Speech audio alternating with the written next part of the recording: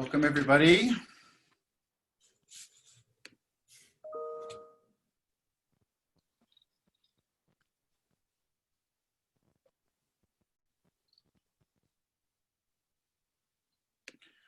Welcome, welcome. We'll just get going in just a couple of minutes, just admitting quite a number into the waiting room.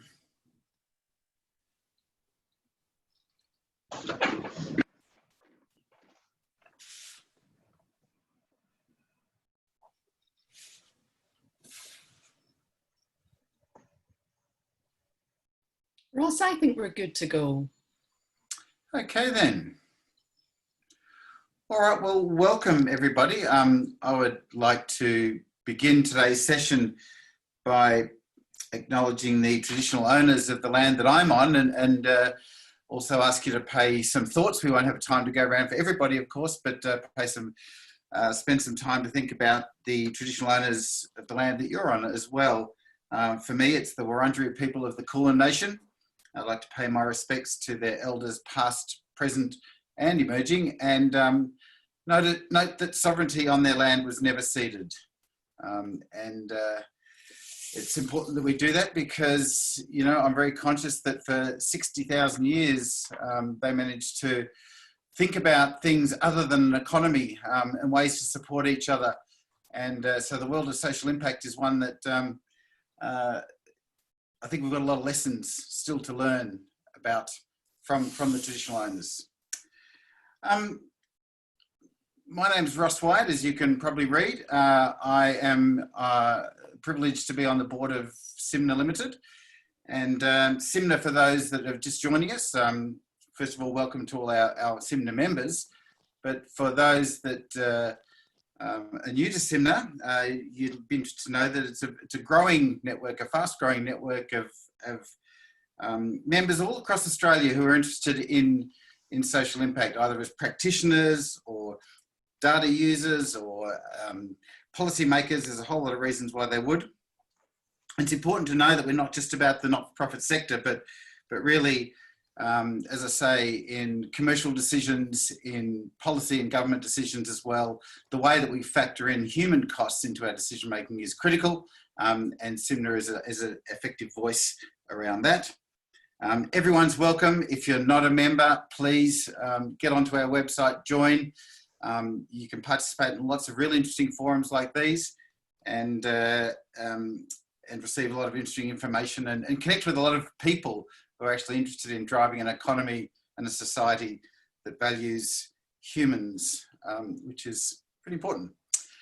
I'm delighted today to welcome a number of people, and I'm going to throw to you in a second, Lisa, but just want to pay a special thanks to Sarah Ryan and Mandy Doon, who we're going to meet more fully in a minute, who are the topics of today, and are going to give you the holy grail in social impact, and that's how do you actually manage cases and manage people, and of course have a data dashboard that actually shows you the impact that you're creating as well. But Lisa, I might just throw to you first to take us through the housekeeping for today. Perfect. Well, thank you very much. And hi, everybody. Good to see you again. This is our 7th webinar and we're really enjoying doing them. So I'm hoping that you're enjoying them too. We're covering lots of different topics. And yes, there's more to come. So yeah, stay tuned. In terms of today, you may have noticed you are on mute. If you are presenting, if you are speaking, please manage that mute function yourself. Otherwise, everyone else, just don't worry about it. You don't have a reason to talk today. We are recording this session, which you will know as well. And importantly, your opportunity to contribute. Please, in the chat box, send me your questions. I suspect we will have lots of questions today across all manner of themes and topics. So send them in at any point, and we'll be stopping twice for questions and trying to make sure we can cover off as many of those as possible. So a little bit about today's webinar. What are we here to do? Well, today is an opportunity for us to actually showcase the work of one of our members, CSnet. So CSnet has been an active SIMNA member for 4 years, and in that time they have gone from strength to strength. But who are CSnet? What do they do, and where do they sit in the wider social impact ecosystem? Well, today we're going to find out, and I'm very much looking forward to that. Thank you, Lisa. So there you go. I would love to have a conversation. There's lots of friends I see out there, old ones and new ones. Hello, Jerry. How are you doing? It's wonderful to have you all here. I think we've got about 70 or several screens of you there. So welcome to everybody. I'd like to begin by actually introducing our speakers today. And one of the things that we try and do at SIMNA is not just deal with the concept of social impact, but really make it real. And today's a really good example of that. And we've got both a provider of one of the great platforms around social impact, but also someone who's actually using it and is now several months into implementation. So you're going to hear from on the ground experience of what it's actually like to get a platform to actually measure the very thing that matters to most of your organisations. So I'd like to first of all welcome Sarah Ryan. Hi Sarah, how are you doing? Can you give a wave? There you are. Sarah's the Manager of Education at Les Twentyman Foundation. For those of you that don't know, Les Twentyman is one of those hard-bitten social workers that's formed an organisation, and they're doing some great things for young people and really connecting young people in all across Melbourne now with a positive future, and doing some great work in that. Sarah's got a background in adult mental health and education, and with a real focus on psychology.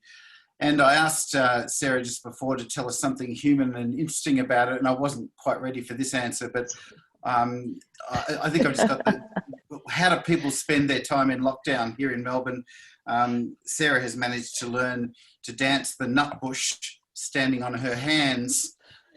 So picture that for a minute and see how you go with that. Mandy hasn't, she's in Queensland, so she doesn't have to entertain herself in such a way. So Mandy Doon is the co-founder and director of CSnet. She started that organisation 10 years ago.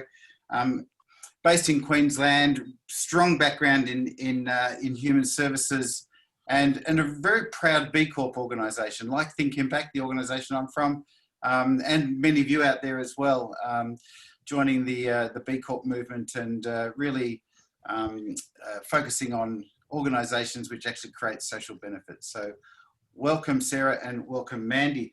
And Mandy, we're going to ask you just to kick us off, and you're going to give us a bit of a presentation on your CSnet platform.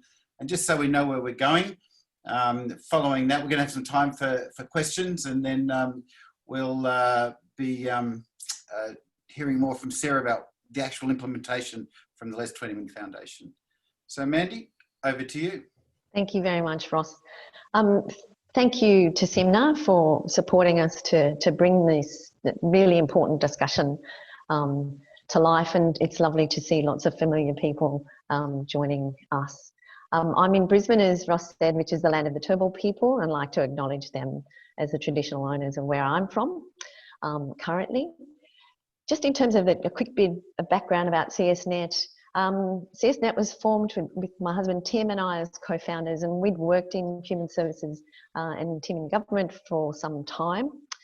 We wanted to do more, and we started to work with organisations as consultants and formed a consultancy company that helped organisations and boards to develop theory of change, strategic planning, risk management, implement quality systems.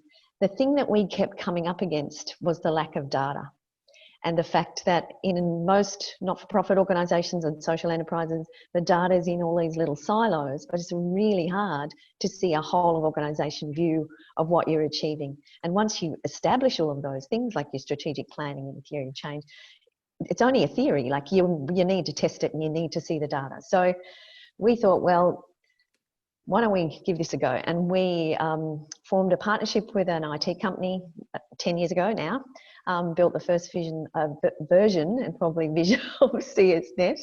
And just like this session's call, get going, get better. And we just kind of took that approach.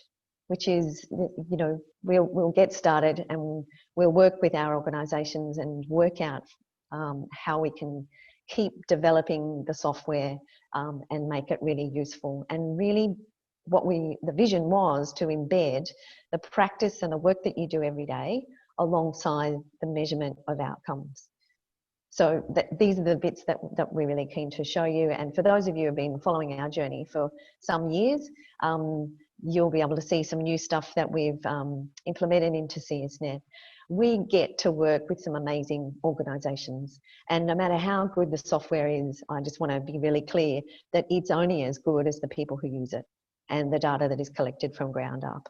So we really appreciate that Les Twentyman Foundation and Sarah has agreed to come on today to talk about what it's really like to implement the software and how they can see the opportunity and the potential in the software itself.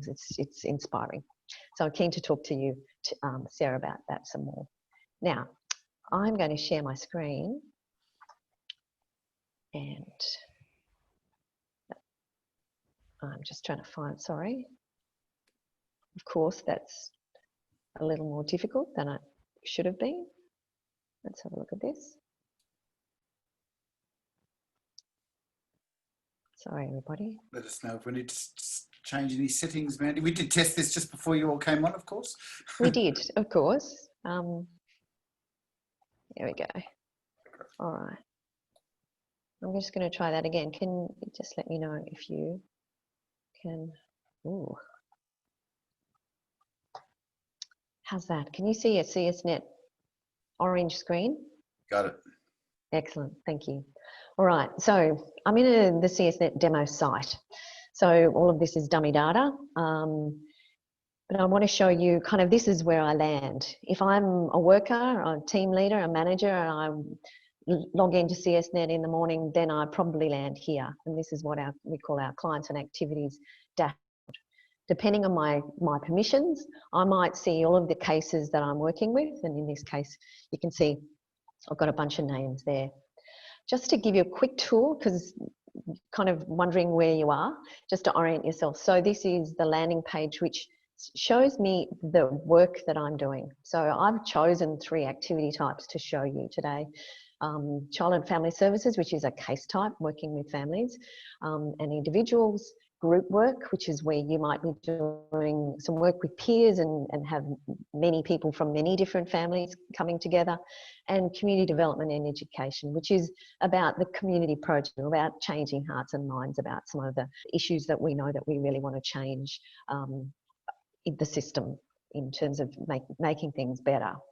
Now, so I've chosen those 3. This is what I can see on my dashboard. Down the side here, you can see I've got some administration capacity, and I've also got here a reports tab, and here are all the aggregated reports that pick up data across every single case, every group, every community activity that I'm doing, and we'll come back and talk about that. I can add some appointments if I want to, and if I need to create some new cases or groups, this is where I go. Up the top here is my dashboard, and I'll just give you a quick peek of the dashboard, which is giving me some high-level information about the number of clients and families that we're working with, the number of active cases, and if I click on here, it shows me the types of cases that I've got, the types of activities, cross groups and community projects, by site, by activity type, you can see that's quite a lot, and by site, so location. So it's giving me that little quick view about that. Just quickly going down, you can also see that I can see workflow. So I was pretty busy in September, not so busy in August and July. Over here is giving me a snapshot of my clients by age and gender. What I want to show you is, having looked at that high level kind of snapshot of what we do, how do we integrate the work that we do with individuals with our outcomes framework? How do we link the practice and the everyday use of the outcomes measurement in CSnet alongside of the work that we do through our plans? I'm just going to click on here to show you a particular case. So this is my case, which is Olive Oolong. I can see a little red message there. I'm going to talk to you about that. But At an individual case level, if I click on that, I see a quick view. The quick view comes out and it's giving me, once again, a snapshot, like a little dashboard view again of my particular case. It's telling me that this is the name of my principal client, some details about contacting, the address. I've got a few appointments coming up with Olive. I've got a little internal message that someone from reception's left for me. Make sure that that message has landed on Olive's case so that I can see it if I'm the principal worker. I've also got an alert here about a safety plan that is overdue, and you'll see how this is linked to the planning and what we call plan actions in terms of picking up the dates that I want to flag as being important for me to monitor against my notes. If I keep scrolling down here, I can see, I've also got a snapshot of the fact that we've been working with the Oolong family for some time, because I've got 14 closed sessions of work, instances of service, and I've got 5 open here. These are the areas, and excuse my Latin rubbish text here, but it's an example of how we can use plan action headings to keep our notes. And what this is showing is for the Oolong family, working in the area of personal family safety, participating and cultural identity. And I'll show you how this integrates with the practice framework and the outcomes as we go. I've got some incident management processes. We can support you to record incident management in CSnet, and also make sure that it's being shown in the place that you want to see it, which is on that family if it particularly relates to them. I've also got a snapshot here of the composition of the family. Here's Olive. There's an alert on her. Lila is the daughter, and you can see that family. So the quick view is like its own little internal dashboard for this case. But I'm going to click to open this case now, because I want to show you where the outcome framework is, the practice framework, and how the surveys integrate with that. I'm in the case now, and I'm just going to click over here to activity work, because this is where people go.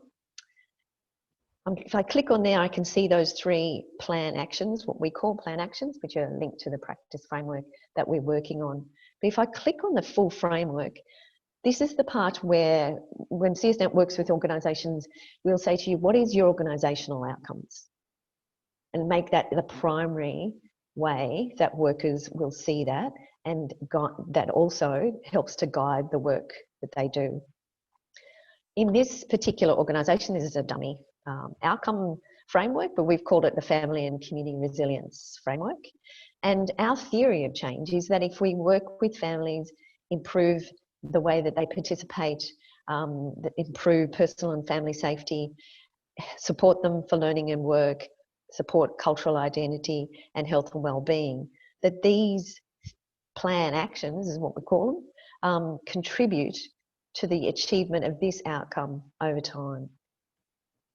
You can also see I've got a little indicator thing here, and if I click on that, what this is showing is that I can link an indicator, which might be an output indicator, to the plan action of participating. So you can see over time, by client, Owen is showing that based on the measurement tools that and instruments that we use over time, that this is a pattern. We've got Penelope here. This might be fine. We might feel okay about this pattern, but if not, what we want to do is adjust something in the plan. So I can either create a new plan, or if I click on here, I can change the goals and add another note. So there's indicators that are linked to each of these headings. And this is all up to you to choose which ones, and we link those up for you.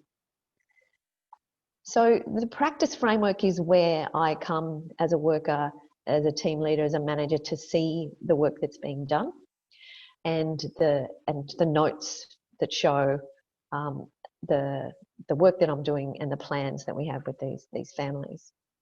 If I click on measurement, this is showing me all of the survey, the measurement instruments that I've completed, and I've just got some examples here of the PWI adult, the young PWI young person, a pre and post service assessment. So you might have your own survey that you want to configure, and if you, like Les Twentyman, if you worked with Think Impact or for other consultants, they will give us a survey which they've developed, and we will configure that in CSnet for them. So you can see there's a range of them. When the surveys are completed, then what happens is that CSnet goes off and it uses the mapped indicators against multiple outcome frameworks to show the outcomes over time. And you can see we've mapped and remapped the same indicators. So our whole idea is don't keep just collecting more and more data, but reuse the data that you have. If you can remap, tell us how to remap these indicators, and we link them to multiple outcome frameworks. So you can see we've got links to DSS score, our internal family and community resilience framework, which is our organisational framework. These are all the outcomes that have been calculated over time. I've also linked it up to the Sustainable Development Goals. We know that the SDGs is a framework that many corporates and impact investors are very interested in. So if you can see your work in the context of the SDGs, we can link it up so that you can then go on the front foot and say to an impact investor, this is the way we map the work that we do, and this is the way we show that contribution.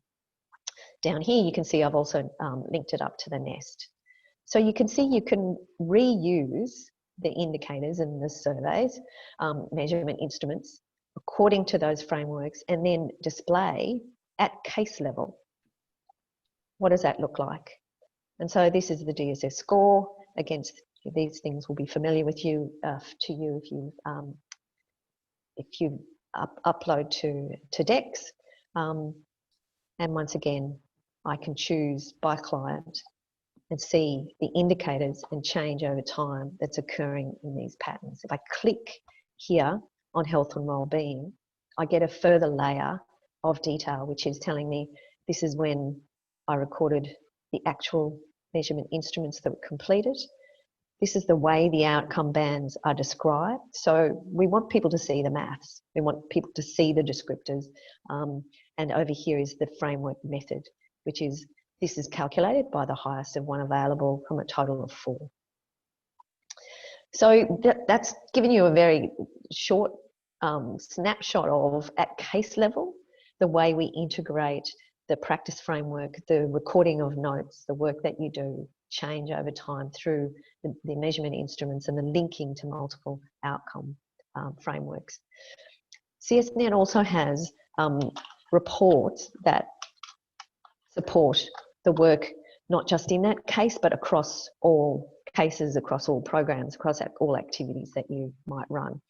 So I've just popped in here, over here to my reports, and I want to show you one of the reports that we've been adding particular filters to at the moment. So all client outcomes list. So if I wanted to see those outcomes that we've been looking at by client demographic of some kind, we'll put some examples in here, by Indigenous clients or by female, because I want to be able to see whether the outcomes vary according to those client details. Then I can choose that parameter. I can choose by site. So if I've got lots of sites, I could also see this data by any site that I choose or by all.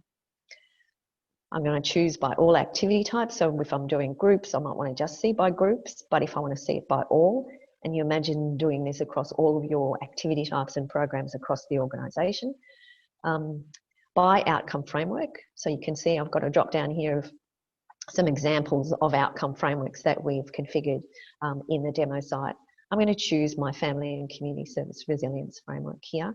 And I can also choose a date range. So if I want to see this over the last couple of years, I'll do that. Every report in CSnet is in PDF, Excel or Word versions, so I can do that. Just hit generate.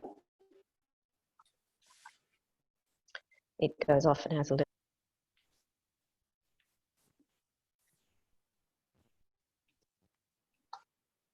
And I click on my report to open it. Oh, it's telling me my internet connection is unstable. It's always the way, isn't it?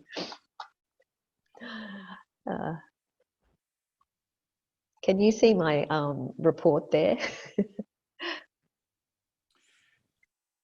I think you're sharing Ross, that. can you see my? No, we can't at the moment. So your share is probably just the program, not the whole screen. Yeah. So I'm just going to change my share. Sorry, can you now see all clients outcomes list, my Excel spreadsheet? Yeah, okay, great. So it's telling me all of the parameters that I've chosen here. If I click on the report, what I've got here is one row per client, per activity.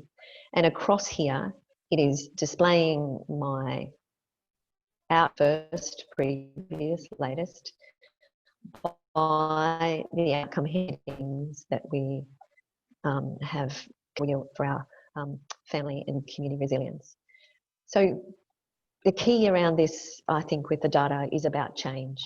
So if we can see the first, we can see the latest, we can see the previous, then across every single client, and we've chosen by gender, then I'd be able to see the outcomes in under each one of those outcome headings.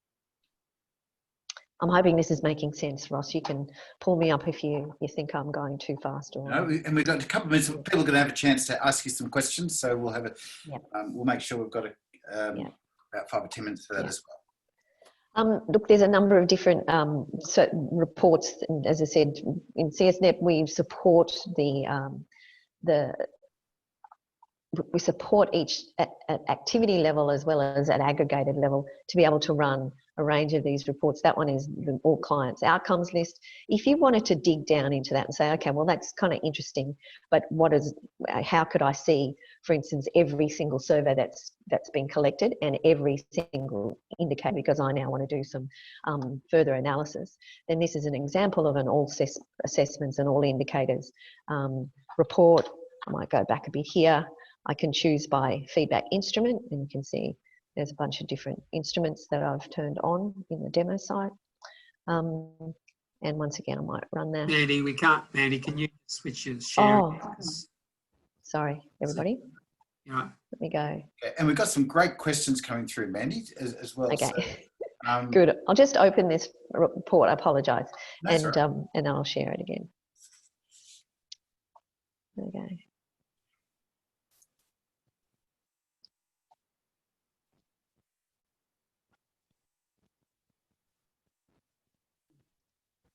Sorry, can you see that now? My all assessments and indicators report?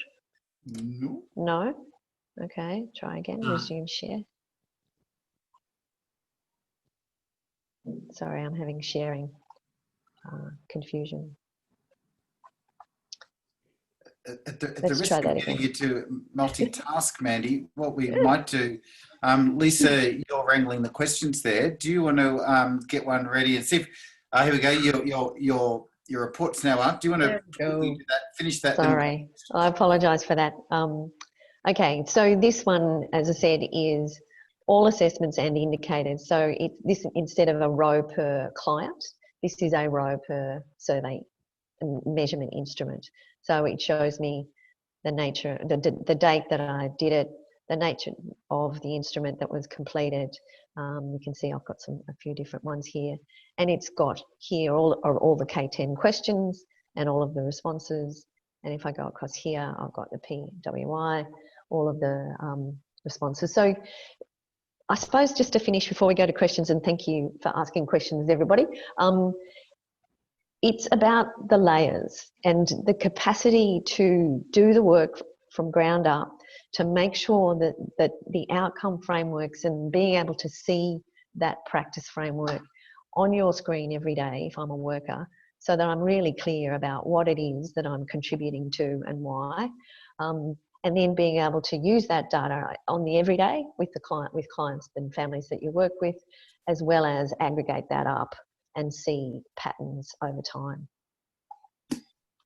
Well done. Thank you, Mandy. Always a difficult job to do is to demonstrate tech over tech when the tech doesn't always work. Lisa, what questions do we have from the audience? Yeah, Mandy, can you stop your screen share? Because then we can talk to you. Stop my screen share. Yeah, Sorry. you get a break from screen share. Okay, thank you. We have great questions. A couple of them you've already answered inadvertently, so I'll move to one that's come in halfway through. How is data entered and where is it drawn from? Is it time consuming to set up and maintain? Yes. Look, I'm going to ask the first bit, which is where's it drawn from? And I'm definitely going to ask Sarah to answer the question around is it time consuming in terms of how it's done. The idea is that it's completed from ground up. So it would be the worker who is completing all the case notes, setting up the plans, showing the nature of the interaction with clients and families. In terms of surveys and the measurement instruments themselves, there's a number of ways that CSnet can collect those measurement instruments. So you could say this is a worker view, and each survey would then be tagged as a worker view. It could be client alone, and you can actually send a survey, a measurement instrument with a link by email to a client from CSnet, directly from CSnet when it's saved and it lands back in CSnet. We're also working on a new feature that we'll be releasing probably early 2021, which will be to send those instruments by SMS. Now, you need to not ask 40 questions, but for us, it's really important for us to make it really accessible so that you improve the rate of response that you're getting in terms of client view. The other thing is it shows on screen. So Sarah can talk to you a bit about how workers in Les Twentyman are actually going to use the surveys on screen to talk to clients and really engage young people by actually going through the survey and the measurement instrument with them. Yeah, thanks, Mandy. By all accounts, it's really easy and quite quick to put the data into the system, both from the case management side and the outcomes level side. So we went live about 4 weeks ago, and we've used the entry from the 1st of July. And last week, my team are all up to speed. They'd learnt the system and backdated everything for the past sort of 6 to 8 weeks. So everything was already in there. So that, I think, tells us how easy it is to put that data into the system. And now they're in the process of doing our next round of assessments, which, from what I've been told, Graham can give us a thumbs up. It's quite easy and it's a good conversational tool because the framework that we're using it's really multifaceted. So our guides are on the phone to the young people and doing the surveys with them, and they're able to use it as conversation starters and unpacking a few different things a bit more than what you might, especially at the moment in stage 4, when you call up and how's everything going? Yeah, boring, just trying to keep up with work. It gives them a bit more to talk about. And from what all of the youth workers have said, it's quite easy to use and not time consuming at all. Thank you very much. A quick one here, Mandy. This will not take you long. Can you build in outcome tools such as the outcome star or the ages and stages questionnaire? Yes. So we are licensed by Triangle Consulting in the UK to embed all the outcome star versions in CSnet. So you probably would have seen in my little drop down all of the family star and all of those different carer star. They're all configured in CSnet, and the star actually presents itself on screen. So while Sarah's perhaps talking, I can make sure I run one of those reports and show you before we finish up, rather than me fluffing around at the moment with my screen share. Thank you. I have another very good question here. Does the platform integrate with other organisational information systems, such as the financial information system or a workforce information system or government database? Yeah. How do we track things such as the amount of effort to achieve an outcome? Where's the integration there? Yeah, so look, just initially on the data integration question. So CSnet has built with what's called an application programming interface, an API, and it's one of those things that we're really keen to build integrations to other systems. So we've built a system-to-system real-time link from CSnet to DEX. If you're DSS funded or have to upload to DEX, then that data goes up every 10 minutes. We've built a data integration to IRIS in Victoria and to the Victorian alcohol and drug collection system, VADC, to the specialist homelessness services data collection through that's sent to the Australian Institute of Health and Welfare, and also to consultant external systems that where they might be doing a pilot or a trial, and we've actually built the link so that a consultant can pull that the data is uploaded onto their system. So we're really keen to develop that more and more. Some of the other systems we're looking at building that data integration to is also CLASS, which is a community legal services system, and of course the NDIS. You asked a question about time and resources, yeah? So in CSnet, every time you want to create a survey, want to do a case note, you have to open what we call a session. And it's kind of like the little container within which you'll put, this is how it's funded, so a funding tag, how did we, what's the contact method, what's the session type, what's the date, but you also put in time. So every piece of the work that you do and everything that you enter into CSnet has got this component of time on it. So you can then run reports which show how many sessions of particular type you did, of particular method, and how long, providing support you might have spent on, say, child and family services as opposed to group work. So you can, aggregate and disaggregate that as well. Very helpful, thank you. And one last one quickly before we move to Sarah. How do you manage client consent in the system? Yeah, that's a great question, and I really, we really hoping that this discussion around people's consent is talked about more in terms of outcomes, because I think people need to be really clear about what I'm giving consent to and who that data will be shared with. Yeah. So in CSnet, we've actually got, we put fields on the client. So where I had my little person, and I'll get this up again while we get talking to Sarah, you put the consent on the client, and then the system itself, for instance, uploading to DEX, if somebody said, no, we don't consent to sharing personal information, then before the data leaves CSnet, it applies that filter and goes, okay, we can send the de-identified data, but we can't send anything that is personal information to that system.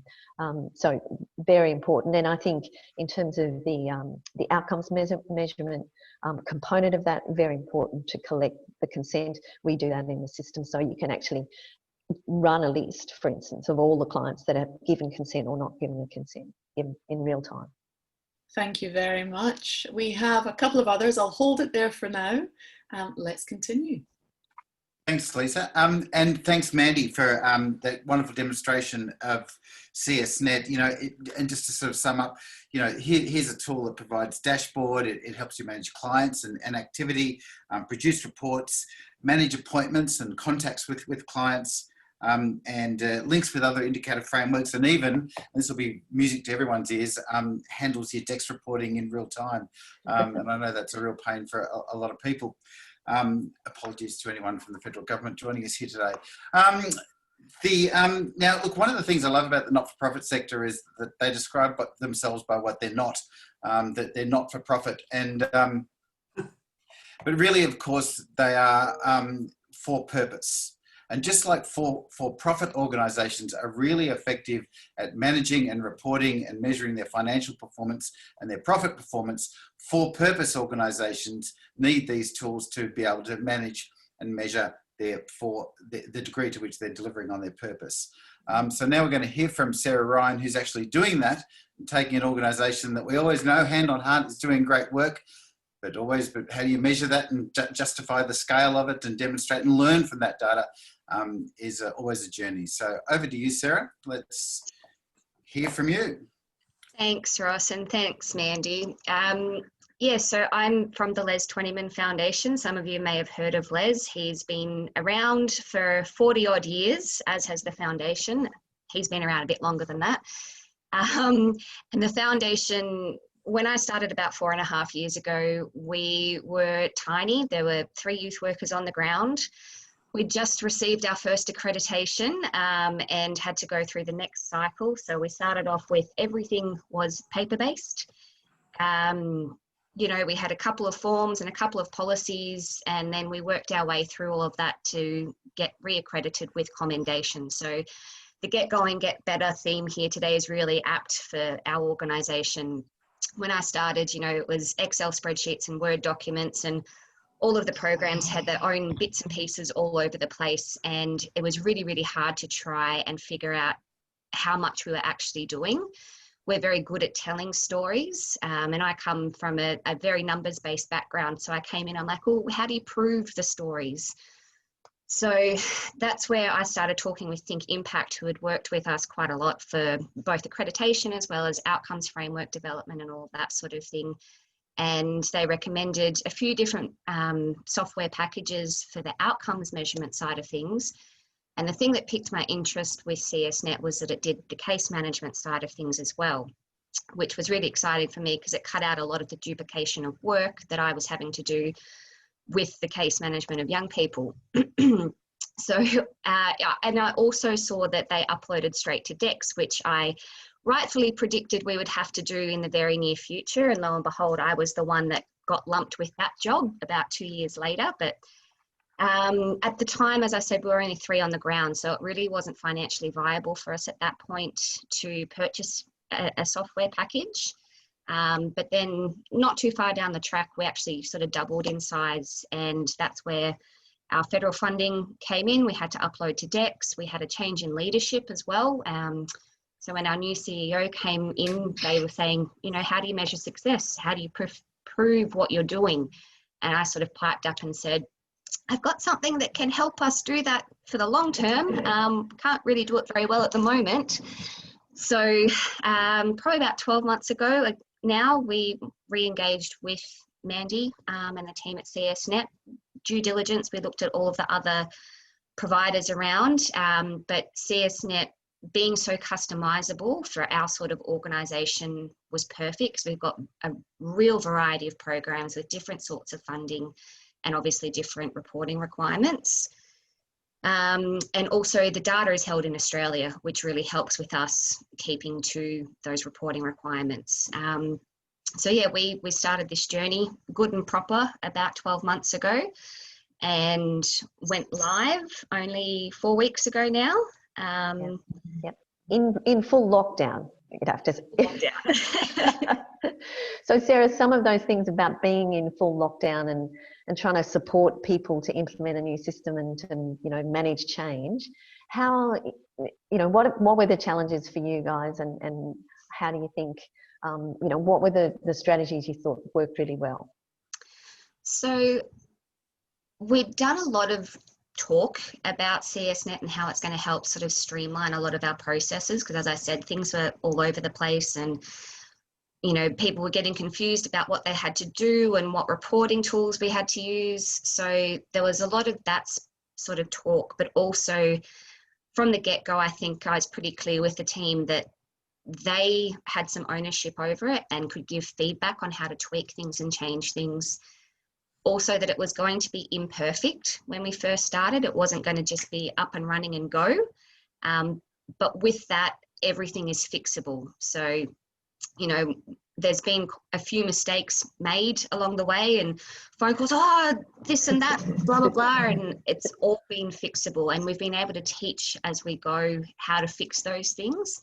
So I think that's probably helped the team come on board. You know, there's some who are not very tech savvy. And as Ross sort of said before, doing tech on tech when the tech doesn't really work well can be quite frustrating. But I think taking that fear factor away, that it's all fixable and changeable and can be molded to what we need, it has helped. I think one of the lovely things about working with your group has been the way that the teams work with each other. And, you know, it's almost because you know each other and you know someone's going to be stronger at one thing or another, and want to learn in one way or another, and just helping each other. And I think there's been a real commitment to that across the teams, which has been really lovely. Of course, you know, you can't run face-to-face training in this this environment, and probably not likely again in future. So, you know, we've, as you say, we've had to do tech on tech, But we've kind of done a combination of things, haven't we? Which is to have short sessions, no longer than 2 hours, you know, for a team, which might be team based, and then offer some time for one-on-one catch-ups. And so we've found that really useful. And of course, we're all experimenting and trying to work out what works best in these contexts. But being able to share screens, to swap so that, you know, you can see someone else doing what they're doing as they're learning and using the system has been really useful, I think, because then you see that people pause on a particular thing, or they've done something in a particular order. You think, oh, didn't know you could do it that order. Or, you know, why don't you try this? Or I've got this thing I need to resolve. So you can just, it's just much more immediate by being able to do that. And everyone's really embraced that way of being able to communicate really well, and I think as well, Mandy, there, like, instead of having one big block of training and then setting the team free, having a follow-up in a few days or a week's time has allowed people to have a play, make some mistakes or get stuck, and then come back with some questions.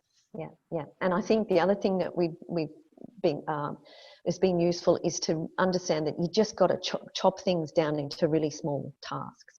So, you know, in the first session, you might just do 3 things, but you do 3 things lots of times, you know, just so people get into the rhythm and start to feel confident about doing those steps. And then you move on and do some more.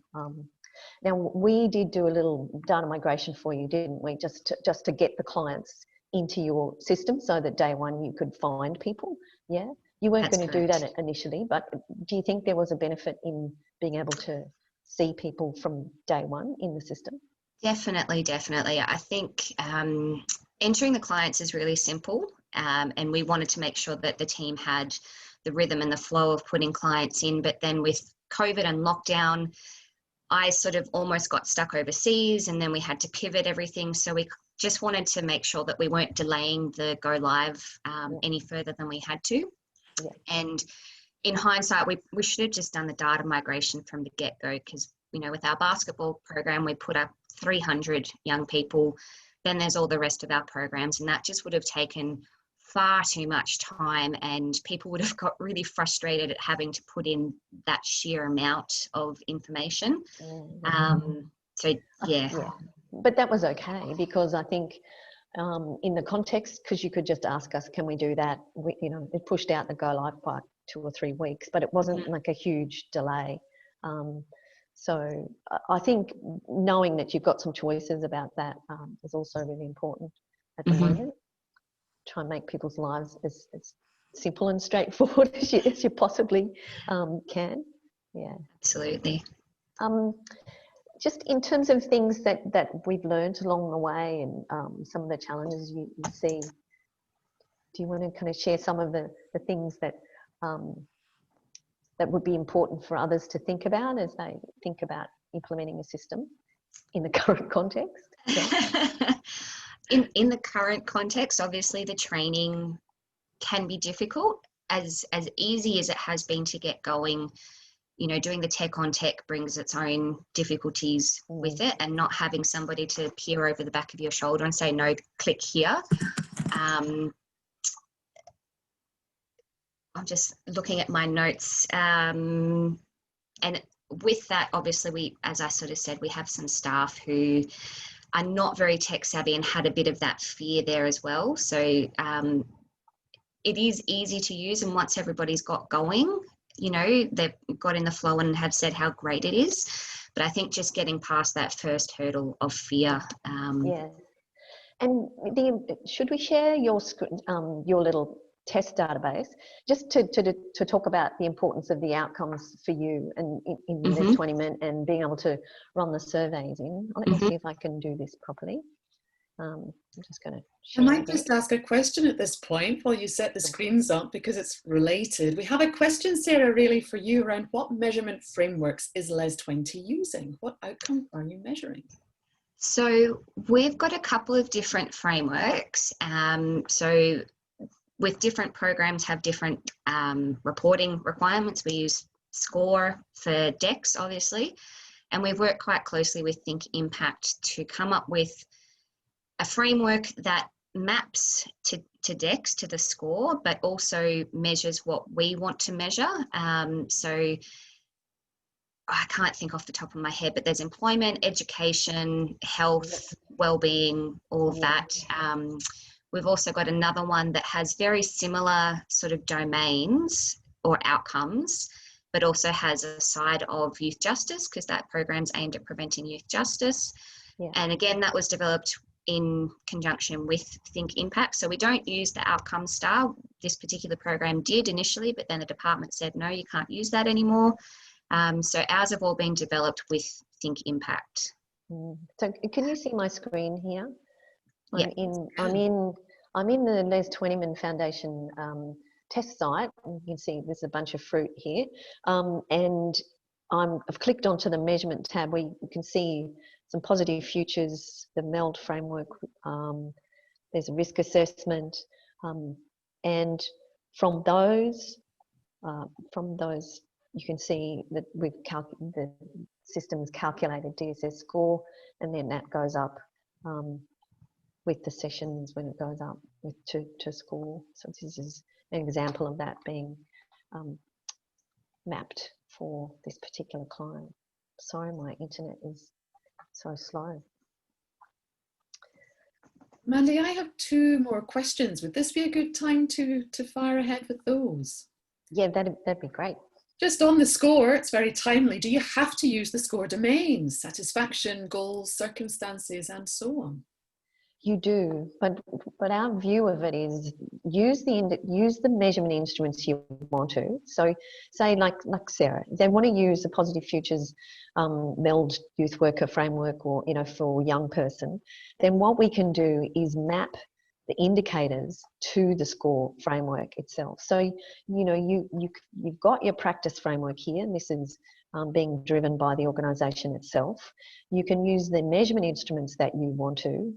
But the indicators, which is the questions, then get mapped in the back by CSnet so that it will display according to those different headings. So, you kind of cover off the score domains, but you can do that in the context of ensuring that you've got your own organisational outcomes framework and use the measurement instruments that make the most sense to you. Yeah. Thank you. I have one last question. Doesn't require a dashboard, slightly more blue sky. Let me find it. Yes, have you had the opportunity to apply the programme in a developing country setting? How challenging or otherwise do you think this would be? Yeah, so we do have organisations that are working in Asia Pacific countries. And so it's really about their work on the ground and whether they can connect to the internet. So if they can connect to the internet, then they can link to CSnet and they can collect all of this data in exactly the same way, and also they can decide what outcomes framework works in that particular context. So yes. Perfect, thank you. Look, just in the last few minutes, Sarah, I'd love to sort of hear from you. I know this is a question that a lot of organisations have, this fear of kind of getting sidetracked from our kind of main focus while we kind of implement these systems. So can you give us perhaps 3 or 4 tips about how to implement something like this in your organisation so that you keep the organisation running, or as they say sometimes, you keep sailing the ship as you build it? Mm-hmm.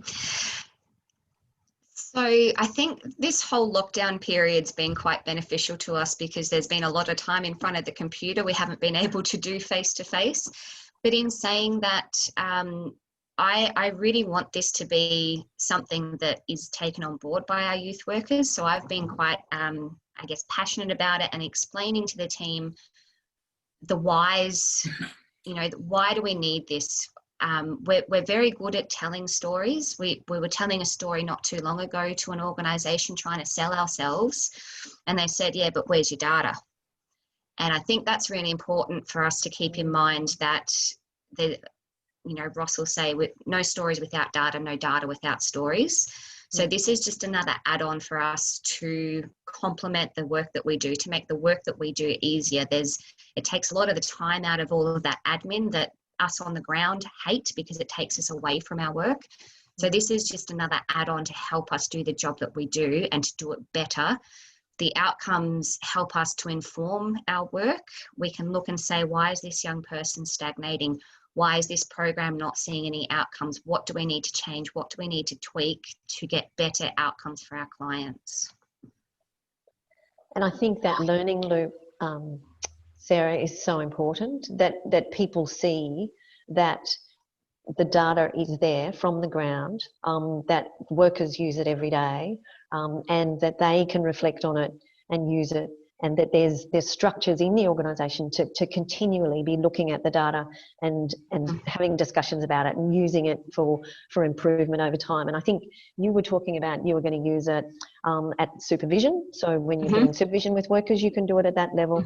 And then at the end of each term, when you're thinking about what the programs we're going to run next term, you know, look at it, then aggregate it up a bit more and have a look at it program by program and use it.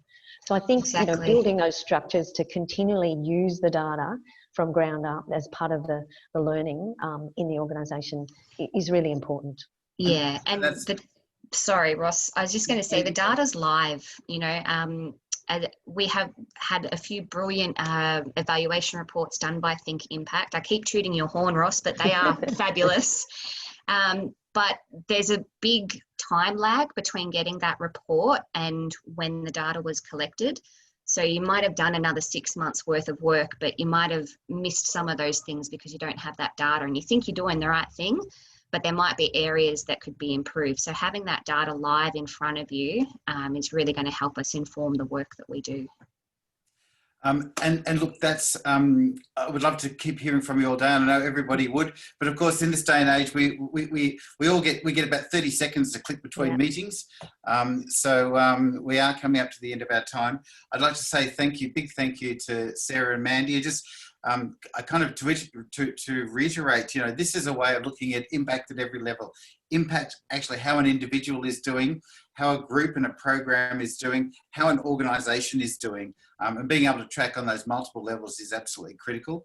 I think from an implementation point of view, the idea that it's flexible and fixable, and you can overcome that fear. And Sarah, I know you've done a great job of overcoming that fear, especially, and I know some of the colleagues there, and I can imagine how hard it would have been to get them to actually even look at a computer, let alone work in a way like this. It's been really important, and really the session today was about getting going and getting better, and it's pretty clearly a great example of getting going and getting better. For everybody that attended, thank you so much. Your feedback is really appreciated, and I think you've just received a short survey because we love data here at SIMNA. So please complete that survey. Our next webinar is on September the 23rd, and it has got the cryptic title of Starting Where You Are. I've often found it's difficult to start anywhere else, but that's the next session. It's really going to look at how to best utilise what already exists in your organisation. So using your existing assets to focus on social impact. Lisa, thank you for organising today. SIMNA board, Simon, I see you there. Thank you for keeping these events going. And ladies and gentlemen, thank you very, very much for all of your time. And I hope you've got something out of it today. Stay in touch with each other, join SIMNA and join the conversation.